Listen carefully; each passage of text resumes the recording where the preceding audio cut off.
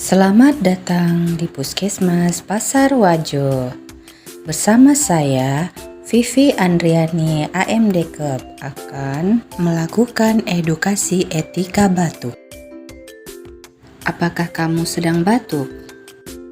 Batuk adalah gejala awal terjadinya suatu penyakit. Tahukah kamu, batuk menular? Saat sedang batuk, tubuh mengeluarkan virus melalui cipratan liur yang keluar bersamaan dengan batuk dan menular ke orang lain yang ada di sekitar kita. Kebiasaan batuk yang salah.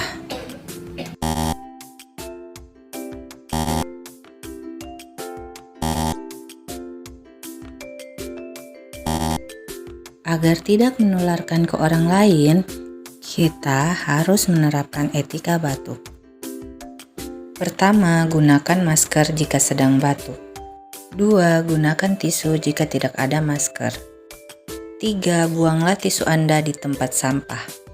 4. Jika tidak ada tisu dan masker, gunakanlah lengan bagian dalam Anda. 5. Jika Anda lupa etika batuk, segera cuci tangan Anda setelah batuk dengan menggunakan sabun dan air mengalir.